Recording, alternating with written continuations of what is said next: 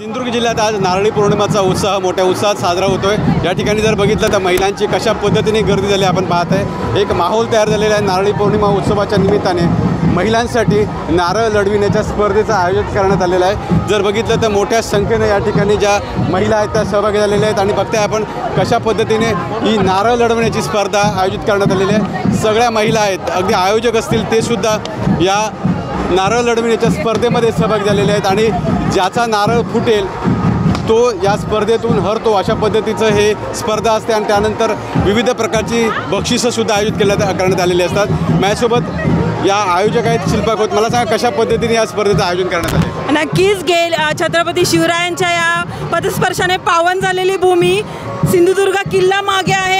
श्रीदेव रामेश्वराची भूमी आहे आणि ऐतिहासिक असा सोहळा जो मालवण शहरात ऐतिहासिक असा सण आणि ऐतिहासिक असा खेळ जो नारळ लढविणे म्हटला जातो, जो पुरुष प्रधान होता गेली 11 वर्ष अविरत महिला प्रदान करण्यात या समस्त माऊली वर्गाला घेऊन करण्यात यश आलेलं आहे। आज बघताय तुम्ही त्याचा एक इव्हेंट असा बनलेला आहे या सणाचा। किती सहभाग असतो, किती महिला सहभागी होतात? हजारोंच्या संख्येने महिला सहभागी असतात आणि आता ती स्पर्धा राज्यस्तरीय म्हणून लावलौकिकला आलेली आहे। कारण मागच्या 2-3 वर्षात मुंबईचे आणि पुण्याचे गडहिंग्लजचे आणि विजेत्या ठरलेले आहेत।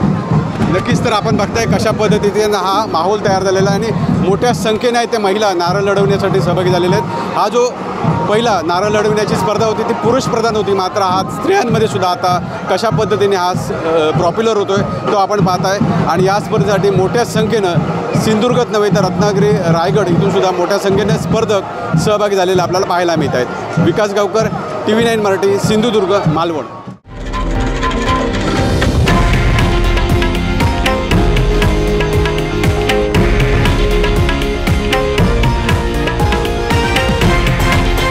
हे आहे देशातील नंबर 1 न्यूज नेटवर्क आणि आपण पाहत आहात TV9 मराठी, एकमेव।